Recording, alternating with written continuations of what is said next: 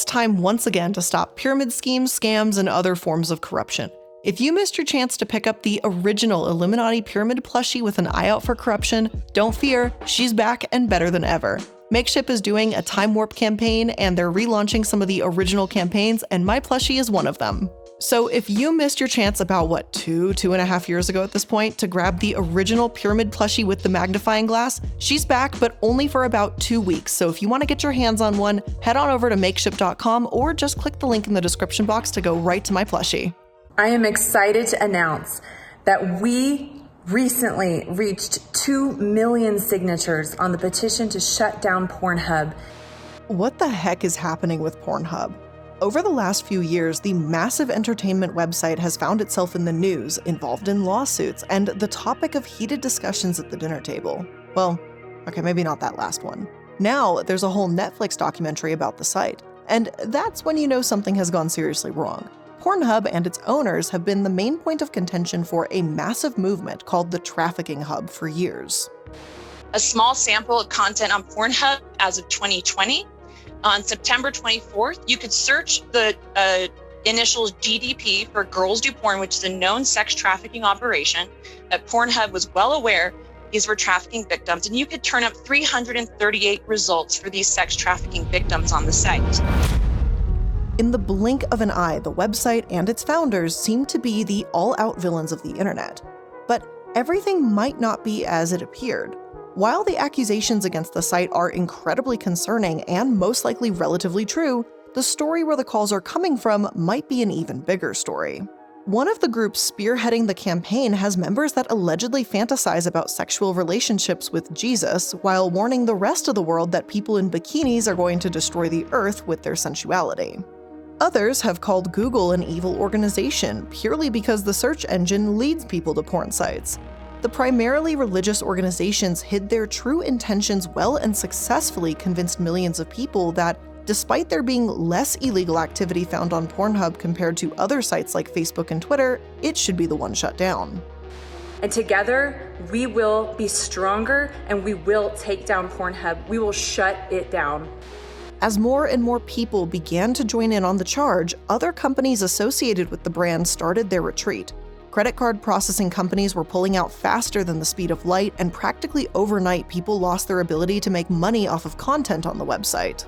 Through all of this, there seems to be one major thing that people are not considering. What does all this backlash mean for the independent content creators just trying to make a living? Should their futures be determined by over-religious zealots? Let's find out. I'm the Illuminati, and this is the Corporate Casket.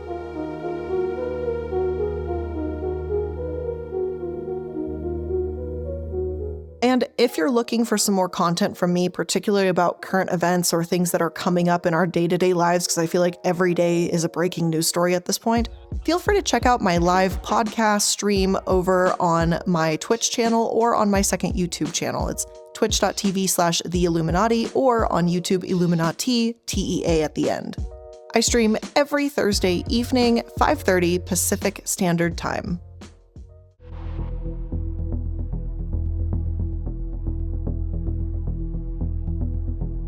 Please be aware that this episode will discuss difficult topics such as sex trafficking, CP, and SA.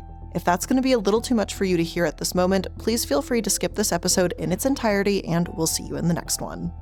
Now, it may shock some of you to know that Pornhub is in the top 5 most visited websites in the world. It beats out social media sites like Twitter and Reddit. Hell, it even has more monthly visits than Amazon. But for the last couple years, it looks like their reign over the internet might be coming to an end.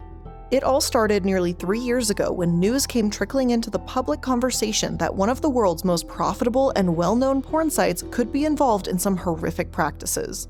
As a website, Pornhub works kind of like YouTube. It allows individual members and organizations to upload their videos and they could monitor them.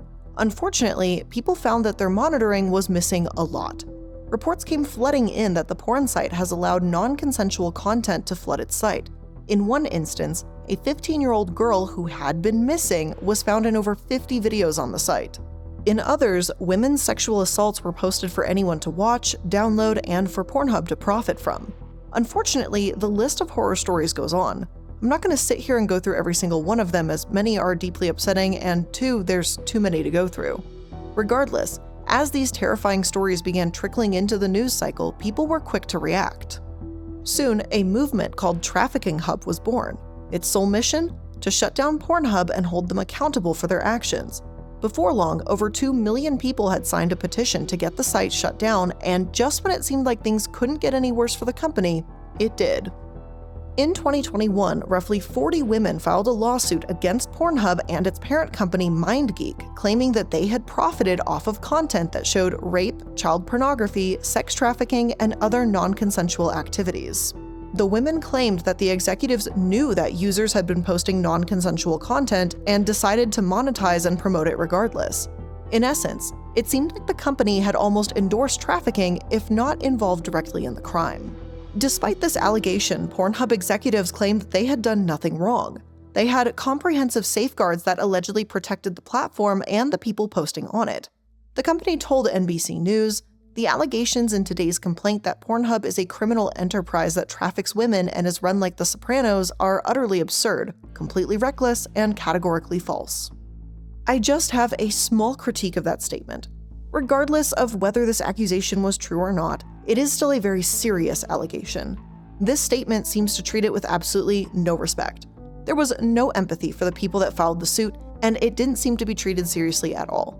And I get it, no one wants to be sued. But at least write some sort of statement that displays empathy for the fact that there were undoubtedly illegal videos posted to your site, even if you had nothing to do with putting them there. Before long, the lawsuit began to spiral. Not only did it add more plaintiffs, but it added more defendants. It accused Pornhub and MindGeek of maintaining a business relationship with the infamous Girls Do Porn, a website that had forced women to appear in videos by using force, fraud, and coercion. One of the key players in that site, Ruben Andre Garcia, had been convicted and sentenced to over 20 years in prison just 1 year prior. Learning of Pornhub's relationship with what was essentially a trafficking website certainly did not help their case that they were not, as they put it, run like The Sopranos. According to the lawsuit, even when women requested that Pornhub remove the non-consensual material, they refused. Allegedly, women even told Pornhub that they had been coerced, yet the videos remained on the site. Eventually, Pornhub did settle this lawsuit, but not before their reputations were undoubtedly ruined. It was clearly time for some damage control, and so they tried.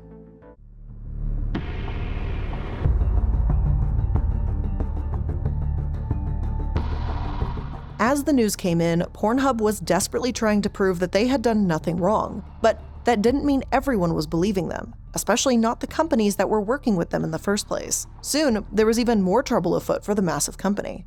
As it turns out, the payment processors weren't safe from an onslaught of prosecutions. US district judges were naming them as co-defendants in the rising lawsuits. After all, they were allegedly involved in Pornhub profiting off of the terrible content, so why shouldn't they be sued as well? These decisions seemed to make Visa and MasterCard just a little bit scared, and immediately after the judge decided to make them culpable, they decided it was time to remove themselves from the situation altogether. In a statement, they wrote, "We will suspend Traffic Junkies' Visa acceptance privileges based on the court's decision until further notice. During this suspension, Visa cards will not be able to be used to purchase advertising on any sites, including Pornhub or other MindGeek-affiliated sites." For good measure, they also had to add that the allegations against them and Pornhub in general were reckless and absolutely false. To me, this makes the whole suspension of their money processing a little less meaningful. If you were so certain, you wouldn't suspend your system. That's all I'm saying. Having the balls to stand behind your company and prove that you did nothing wrong, or suspend the service and simply move on without saying another word, those were kind of the two options, but to kind of suspend your service and then, from behind your little shield be like, by the way, we didn't do anything, I don't know, Chief, that doesn't look very good.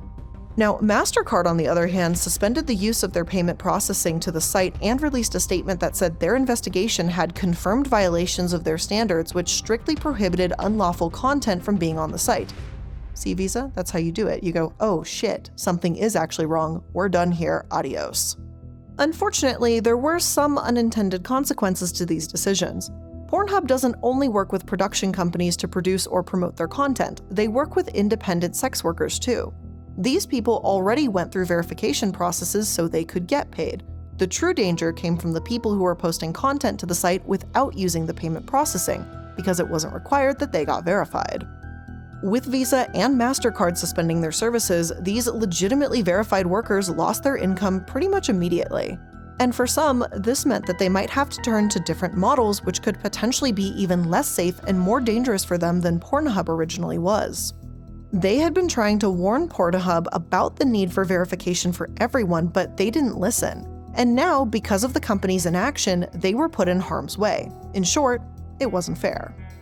But soon, MasterCard would reinstate its processing to the platform, only it came with new rules that raised some concerns.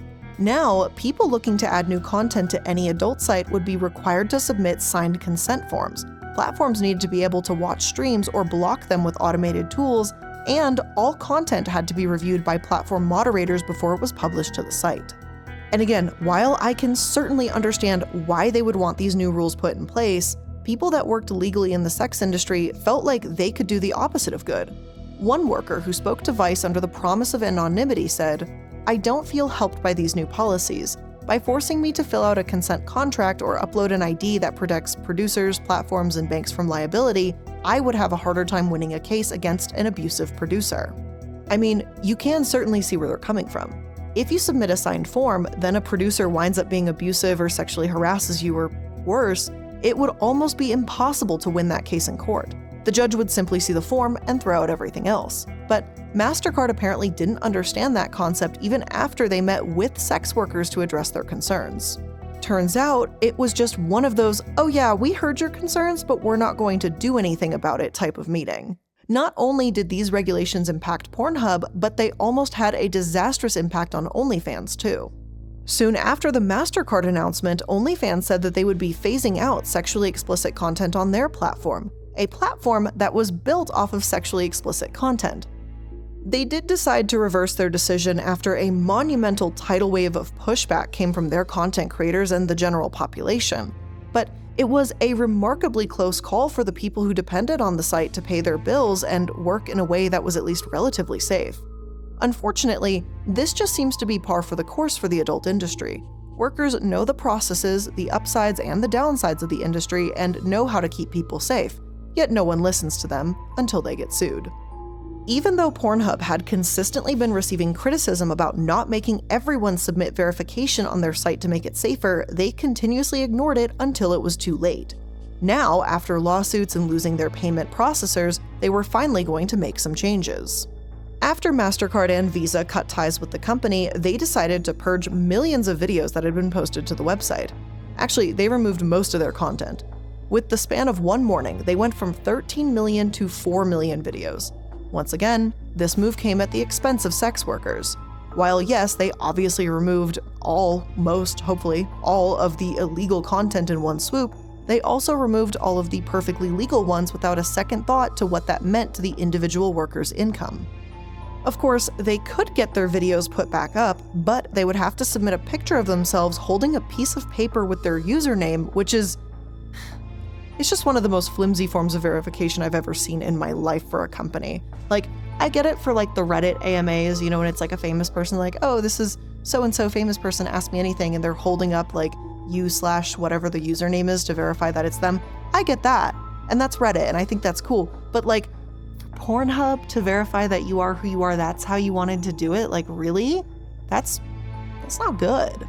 Unfortunately though, this was not a joke, this was legit, and this also meant that people would need to completely rebuild their platform and their engagement. So yes, they solved one problem, but created a whole slew of new ones. And with all of what was happening, it was easy to put all the blame exclusively on Pornhub. After all, they were the ones allowing illegal content, not listening to sex workers, and messing with the verification system. But to understand the whole story, we still need to dig a little bit deeper. Who were the people leading the charge against Pornhub? Were they truly concerned about the trafficking on the site, or was there another motivation? As it turns out, there was something much deeper going on, and while everyone had their attention on one thing, there was more happening somewhere else.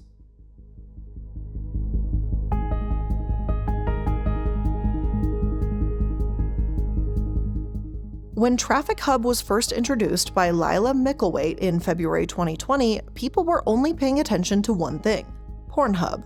It makes sense. We had just been made aware that a massive company was allegedly allowing videos to be disseminated on their website that depicted illegal, immoral, and heartbreaking content. So as the movement to shut down Pornhub spread across the internet, no one seemed to question the people behind it or their true purposes.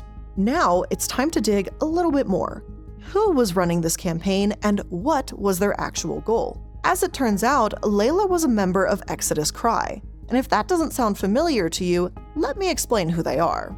Exodus Cry originated as a prayer group associated with IHOP, and no, I don't mean the delicious pancake institution. I'm talking about the International House of Prayer, and yes, they have been sued by Pancake IHOP, and we'll talk about that in just a second. However, in the beginning, the group met to apparently pray for trafficking and eventually created their own shelter for victims of human trafficking. No one knows what actually happened with that shelter, though. We don't know if it truly helped anyone. When the director of Exodus Cry is directly asked about it, all he says is this: "Since our inception, Exodus Cry has been raising awareness about the injustice of sex trafficking, advocating for effective legislation, and assisting victims and survivors, and we continue this critical work to the present day." So that wasn't a very in-depth answer. It answered none of my questions about what they do, but okay. Either way, it doesn't sound so bad yet, right? At least they are addressing an actual problem. However, there's a little bit more to it than just that.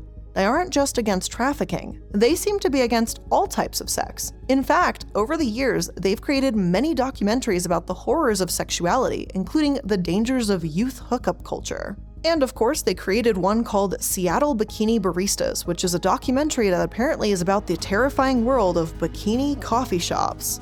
That's right, if you wear a bikini and you serve coffee, ooh, you're very scary. Okay, so the whole trafficking thing really just seems like a way to pull people in so they can get to their real problem, any type of sexuality whatsoever. What can I say? I don't really expect anything different from a group that started as a prayer group, though in recent years, they have actively been trying to distance themselves from religion, and that makes sense considering the history of where they got their start, the International House of Prayer. So again, who are they? Well, where do I start? They're pretty much a cult. I mean, there's really no nicer way for me to phrase that. Members are required to spend at least 25 hours a week in a room just to pray. Additionally, they had to participate in fasts every single week that can sometimes last more than a day. According to their leader, Mike Bickle, who started the organization in 1999, this weekly ritual apparently affects real-world events by weakening the demons and strengthening the angels that swirl among us. The group also believes that the end is near, the apocalypse is coming, and oh yeah, does not believe in sex at all outside of prearranged marriages unless it is fantasizing orgies with Jesus. Which, that's quite a statement. But seriously, I'm not fucking kidding. Some group members have told people that they have fantasized about having sex with God. Meanwhile, any sign of flirtation with people that Deaton himself has not matched with other people could lead to banishment from the group or from the opposite sex. Bickle, who claims that he himself is gay, though of course he doesn't come out and say he's proud of it, he speaks of it more like a curse, he has said that gay people were going to face, and I quote, "flaming missile of the evil one," and that gay marriage was rooted in the depths of hell. Oh yeah, and I can't forget that he also said that Hitler was a hunter sent by God to punish the Jews. In summary, fuck this guy. It's not difficult to understand why Exodus Cry would want to separate itself from IHOP, and again, not the pancake place, and denies associating with the former International House of Prayer. But while they claim that they're no longer associated with the evil, homophobic, Jesus orgy-having anti-Semites, their taxes tell a bit of a different story. In 2018, Open Democracy found that Exodus Cry was actually a related tax-exempt organization in IHOP's taxes and that they shared the same director. So, separate in public but together in private. How romantic of them. Again, these are the same people that are running this major campaign about sex trafficking. In reality, they just want to abolish the commercial sex industry as a whole, not just trafficking. But, of course, there's more. Co-sponsoring the movement was the National Center on Sexual Exploitation, which is the latest iteration of Morality in Media, which is a nonprofit group that calls itself the nation's loudest voice against adult pornography. They claim that their main mission is to rid the world of any types of hardcore porn or sex trafficking, but holy shit are their definitions for that broad. Over the years, they have attacked any company that provides access to any sexual content, including Google and Netflix. They say that Google drives people to pornography sites and claims that Netflix has literally thousands of instances of nudity, sex acts, and more. So clearly they must be shut down. After doing a little digging, it was pretty easy to figure out what the true mission of all of these groups really is. So they probably do care about ending human trafficking. It's pretty obvious that most people who aren't absolutely fucking monsters are against that. But that's not actually their key focus. It's just a way to draw people in. In reality, their true focus is to tear down any aspect of public human sexuality. It can't be in movies, in porn, in magazines, or anywhere, and their definition of what makes something sexual is so outrageously broad it's almost laughable. Just for some consideration, they say that Sports Illustrated is pornography, and they say that Cosmopolitan is also pornography. I told you, have a good chuckle. I laughed. But as ridiculous as that sounds, it's working. With some carefully worded messaging, these groups have been able to successfully push out an abundance of legal, hardworking sex workers from Pornhub, which, by the way, actually had fewer reported instances of human trafficking or sexual assault content than Facebook, but no one ever seems to want to mention that. But just as this whole situation and the excitement surrounding it seemed to be calming down, Netflix decided to swoop in and bring everything back to the mainstream light. Their new documentary Money Shot claims to tell the full story. But again, the question, does it really? But before we continue on to cover the next section, I just want to take a quick moment to thank today's sponsor.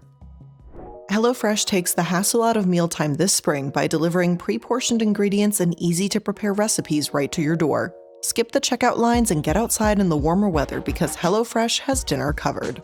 And HelloFresh is going to keep your taste buds on their toes with 40 recipes and over 100 seasonal and convenience items to choose from every single week. With so much variety, there are options for everyone and every lifestyle. And one of my newest favorite options is the quick and easy meals like HelloFresh's fast and fresh pineapple chicken tacos, or one of my favorites, the falafel power bowls. They're ready in 15 minutes or less. It's actually freaking crazy because it is that fast. And then one of the quick and easy meals that I don't think I talk about a lot, but it's actually one of my favorites. They do like a mozzarella and pesto sandwich. It literally takes 5 minutes. They give you the tomatoes, the mozzarella, the ciabatta bread and everything, and the aioli and everything. And you just fucking slather that together really quick and then just go.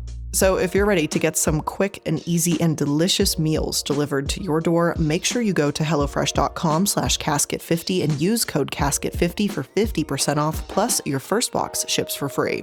Again, that's hellofresh.com/casket50 and use code casket50 for 50% off, plus your first box ships free.